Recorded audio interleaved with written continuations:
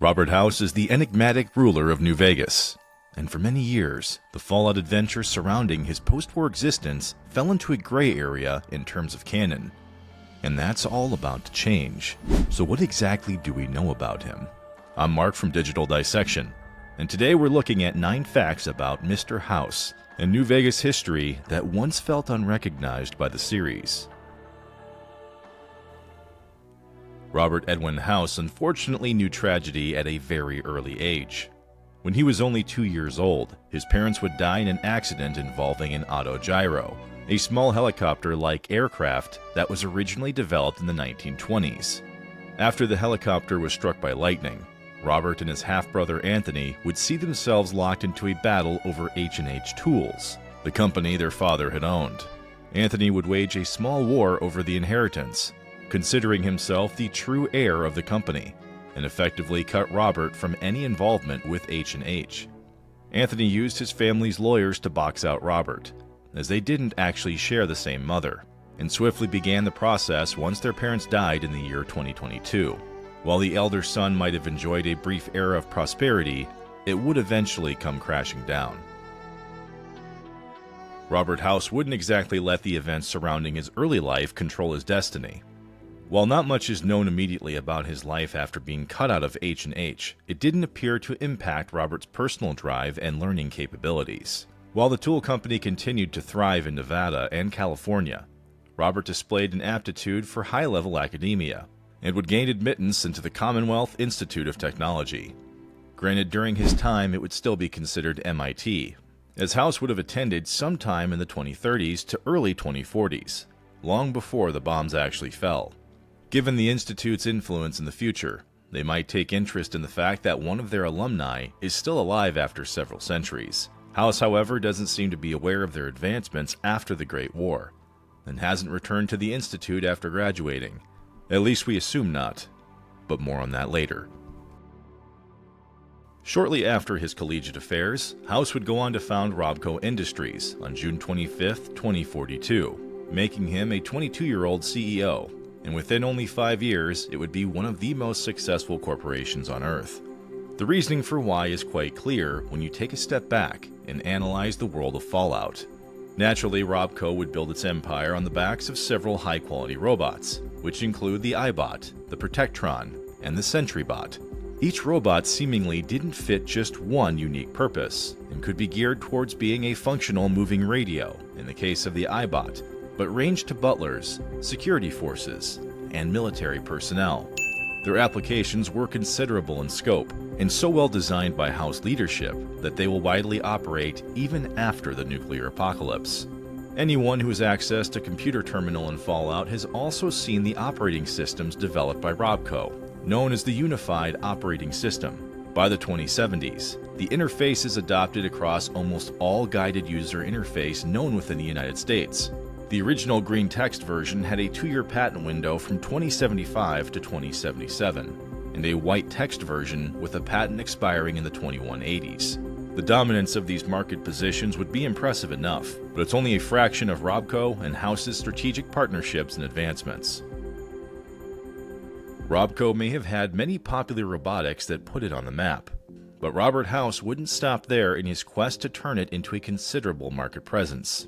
One of the cornerstones of the Robco empire became a strategic partnership with Vault-Tec, as the Pip-Boy 2000 and 3000 models were selected to be standard issue for Vault inhabitants. The partnership became historically relevant, as it was so well known that it would even be referenced by the Vault 101 PA system, the Vault's radio station and announcement system. Did you know the Vault-Tec-Robco partnership is considered the most successful joint venture in the history of American industry? The Pip-Boy, however, wouldn't be the only wearable technology that Robco was able to produce, as they'd lead the United States' effort to create equipment capable of cloaking abilities that the Chinese had mastered before the Great War. The US had known of the Haegui stealth armor that China deployed during the Sino-American War, but Robert House and Robco were able to acquire the technology and reverse engineer a wearable device called the Stealth Boy. Designed by Robco inventor Robert Mayflower, the Stealth Boy existed as early as 2075, but was not a perfect replication of the stealth suit capability. Its wearers could only utilize invisibility for a short time, and overexposure could cause numerous mental conditions, such as paranoia, delusions, and hallucinations. Despite this, however, the Pip-Boy and Stealth-Boy technologies showed the considerable range of Robco as a producer of public and privately developed technologies. Robco, of course, was very successful in the 3 decades leading up to Fallout's Great War, but its existence was quite mysterious despite its high-profile successes and technology. Robco itself was structured by Robert House to be a maze of leadership and business operations, as even an H&H Tool employee named Jenny DeSoto tried to investigate them, but had a hard time determining any hierarchy at all.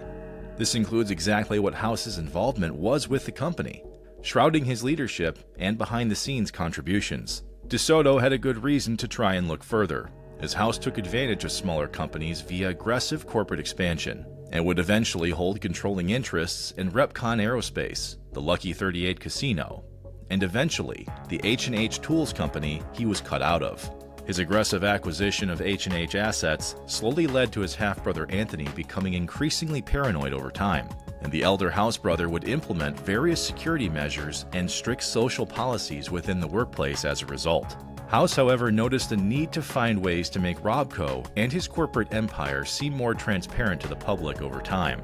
While House would not bend on his enterprising approach to growing his empire, he would enter into several nationwide exhibits, including a popular joint venture with General Atomics at the Museum of Technology in Washington, D.C. The exhibit featured original prototypes of Mr. Handy, Mr. Gutsy, and Protectron robotics lines, making it a peek into the history of both manufacturers, who would also partner in the development of Liberty Prime. Public image for House needed a few band-aids over the years, as his peculiar personality and seemingly eccentric behavior made him a topic of speculation amongst the public. This includes a high-profile relationship featured in El Periódico de las Aburridas, where House ran brain scans on a starlet to create artificial intelligence for his Securitron technology. It didn't end up ruining his reputation, but the story made waves across Latin America. While Robert House was a successful billionaire in the decades leading up to the war, he'd spend a fair amount of his time completely focused on the future of humanity. That's not to say he tried to save everyone either, but instead, it made him become a nuclear war fortune teller.